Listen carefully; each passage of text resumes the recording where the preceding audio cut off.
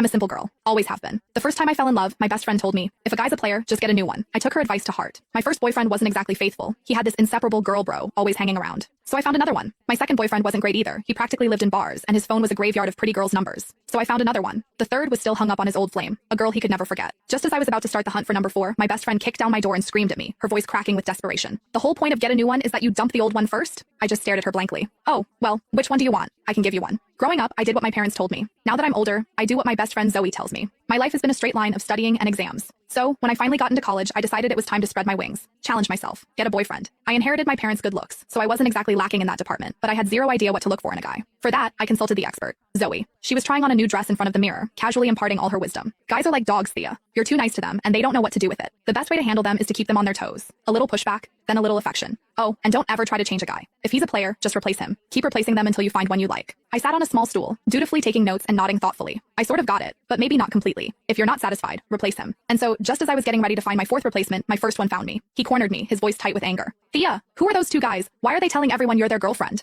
Liam was gorgeous. That was the first rule Zoe taught me. A guy has to be hot. If he's not, you'll lose your appetite just looking at him. I took that to heart. I met Liam at freshman orientation. He was a popular senior in my major, on stage sharing his experiences. I was sitting in the front row, and I was probably the only girl there actually listening to his speech instead of just drooling over him. So, after the event, he came right up to me and asked for my number. He started texting me constantly, checking in, walking me back to my dorm after class. On weekends, he'd take me shopping off campus, to the movies, out to dinner. He'd bring me bubble tea and snacks when I was stressed from studying. He even bought me a ridiculously expensive necklace. For the first 18 years of my life, my world had been a placid pond. Liam was the first stone to ever make a ripple. So when he asked me to be his girlfriend, I said yes. What I didn't expect was that after we got together, I'd discover he had a best girlfriend who was practically attached to his hip. On one of our dates, Liam's girl bro showed up uninvited. She slung an arm around his shoulder like they were buddies and winked at me. The girlfriend won't mind, right? Me and Liam go way back. We're totally platonic. Liam just sighed, but he was indulgent. Thea's super understanding. She doesn't get hung up on stuff like this. I just smiled, watching how close they were. I remembered Zoe telling me that some things were only for a boyfriend and girlfriend. So, were they a couple? What did that make me? The other woman? For our 1-month anniversary, Liam took me to an amusement park. We were having a great day, mostly because his girl bro Tanya was nowhere in sight. But as dusk fell and we headed for the Ferris wheel, she popped up like a weed. She had that same overly casual look on her face as she linked her arm through Liam's. Liam!